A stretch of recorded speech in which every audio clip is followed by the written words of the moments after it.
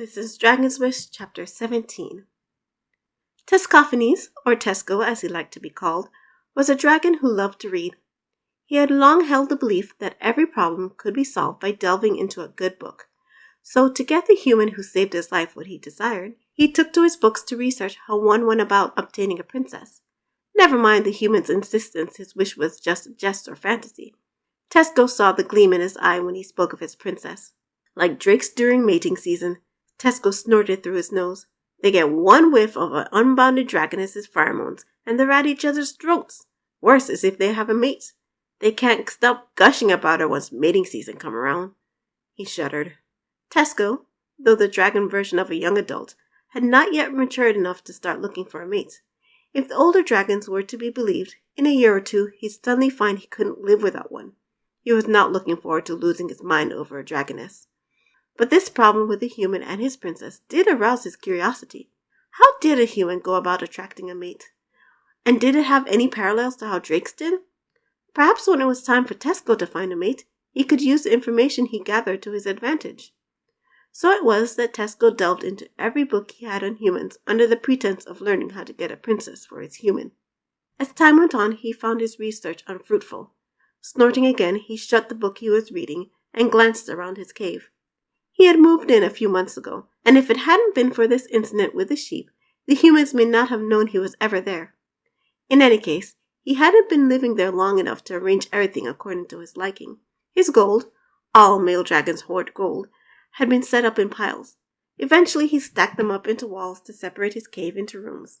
The more gold he obtained, the more splendid his home would be. As of now, though, he only had enough to separate his reading room from his bedroom. And his reading room housed all sorts of books. He had most of them stacked in rows, but about 20 or so, the ones he had on humans, lay scattered about him. He reclined amongst them, wounded leg outstretched. Humans are barbaric. With a grunt which caused smoke to seep out of his nostrils, Tesco shoved the book he had shut away from him. Why do they insist on giving their daughters to strangers in exchange for such uncivilized deeds? Killing giants, defeating armies, he shuddered. Slaying dragons. Still, I shouldn't judge them. Perhaps I misunderstand their culture as they misunderstand ours.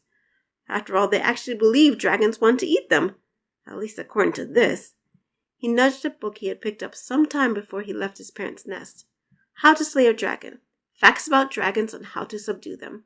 The title had intrigued him as a youngster, and he found himself fascinated with learning how humans viewed dragons.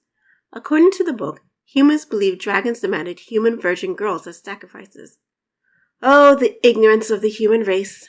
Tesco roared in laughter as he did every time he read the passage. They're so simple! He paused for a moment. All except for that human of mine. He seems rather intelligent. He allowed his thoughts to settle on the human for a moment before shaking his head. All of this musing isn't helping me get a princess for... Tesco turned his eyes to the book again. At its core, it was a discussion of dragon behavior from a human's point of view, with the end goal of how to defeat a dragon. Most of it was rubbish, but there was a section advising knights on how best to slay a dragon in order to reap the best rewards. A reward, such as the hand of a princess? Tesco turned his attention back to his books as a plan slithered into his mind. A smile crossed his scaly lips. Perhaps my research hasn't been in vain after all.